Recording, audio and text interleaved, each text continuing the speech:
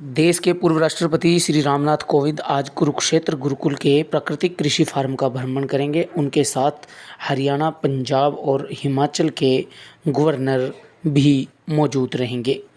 इस बारे में जानकारी देते हुए गुजरात के गवर्नर आचार्य देवव्रत ने बताया कि प्राकृतिक कृषि फार्म जो है वो आज भारत की खेती की मांग बढ़ रहा है। इसके साथ ही अर्थव्यवस्था को मजबूत करने के लिए प्राकृतिक खेती जरूरी है। आचार्य देवव्रत ने कुरुक्षेत्र गुरुकुल में एक पत्रकार वार्ता के दौरान पत्रकारों को प्राकृतिक खेती के महत्व के साथ साथ वीआईपी लोगों के आगमन बारे जानकारी दी। उन्होंने पत्रकारों को बताया कि प्राकृतिक खेती ही एकमात्र ऐसा विकल्प है जो देश को बचा सकता है। गुरुकुल कुरुक्षेत्र के प्राकृतिक खेती के फार्म को और गुरुकुल कुरुक्षेत्र के दर्शन के लिए भारत के पूर्व राष्ट्रपति श्रीमान रामनाथ कोविंद जी, हिमाचल प्रदेश के गवर्नर आदरणीय शुक्ल जी और पंजाब के गवर्नर श्री बनवारी लाल पुरोहित जी और हरियाणा के गवर्नर श्री बंडारू दत्तात्रेय जी गुरुकुल कुरुक्षेत्र में पधार रहे हैं और उनकी लंबे समय से इच्छा थी कि हम गुरुकुल कुरुक्षेत्र में किए जा रहे कार्यों को भी देखें, बालकों का किस प्रकार से राष्ट्र के लिए निर्माण चल रहा उसका भी अवलोकन करें और इसके साथ प्राकृतिक खेती का जो बहुत बड़ा अभियान यहाँ खेतों में चला जा रहा उसको भी देखें। इसी निमित्त कल वो हमारे बीच में पधारेंगे। आप सबसे मेरा निवेदन है कि उसमें आप स्वयं भी पधार कर इस सारे व्यवस्थाओं को देख सकते हैं। सर, प्राकृतिक खेती को लेकर लगातार लोग आ रहे हैं, वहाँ पर पहुँच रहे हैं। अब गवर्नर साहब भी आ रहे हैं, तमाम लोग भी आ रहे हैं। क्या लगता है कि किस प्रकार से विचार? निश्चित रूप से मैं समझता हूँ जब इतने बड़े बड़े लोग और विशेष करके माननीय भारत के यशस्वी प्रधानमंत्री श्रीमान नरेंद्र मोदी जी बीच बीच में अपने मंत्रियों को भी भेजते हैं, सांसदों को भी भेजते हैं और विदेशी डेलीगेशन भी यहाँ आते हैं। पिछले दिनों लंका से भी लोग आए, श्रीलंका से, नेपाल से आ रहे हैं और जापान और थाईलैंड के भी लोग यहाँ पर आए हैं। तो देश के कोने कोने से भी लोग आ रहे हैं।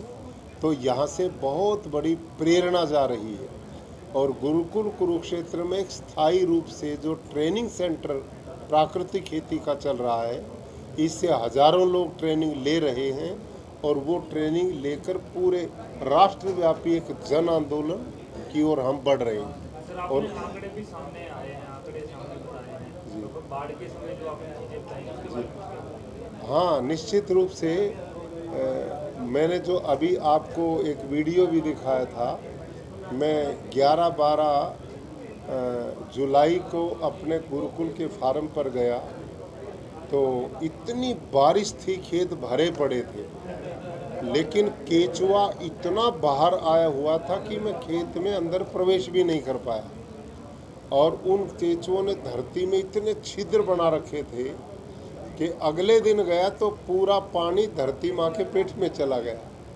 तो ये नेचुरल वाटर हार्वेस्टिंग सिस्टम भगवान का बनाया हुआ है।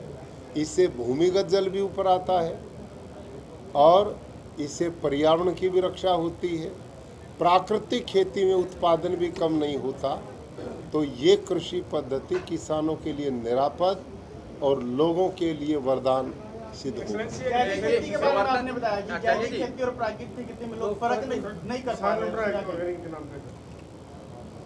अब ये विषय आप जानना चाहेंगे तो मैं बता देता हूँ। देखिए, जैविक खेती है, इसको भारत सरकार और प्रदेश सरकारें पिछले 30-40 साल से प्रमोट कर रही हैं, लेकिन उसके देश में मॉडल कहीं नहीं बन पाए।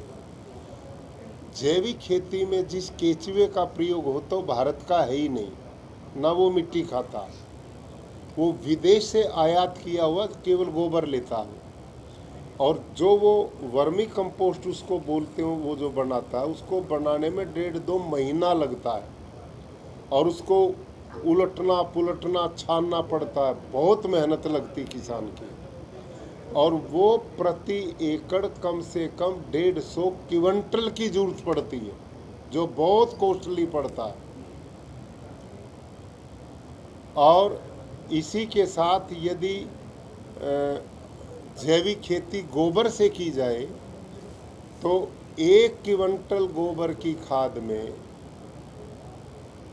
2 किलो नाइट्रोजन, 1 टन गोबर की खाद में 1 टन गोबर की खाद में 2 किलो नाइट्रोजन होता है। और हमारी जो मुख्य फसल है भारत के खाद्यान्न भंडार को पूरा करने वाली, वो है गेहूं और चावल। 1 एकड़ में धान और गेहूं पैदा करने के लिए भरपूर फसल 60 किलो नाइट्रोजन की जरूरत पड़ती है। और 1 टन गोबर की खाद में 2 किलो नाइट्रोजन है, तो इसका मतलब हमने 60 किलो चाहिए, तो 300 क्विंटल गोबर की खाद 1 एकड़ में पड़ेगी तो 60 किलो नाइट्रोजन पूरा होगा।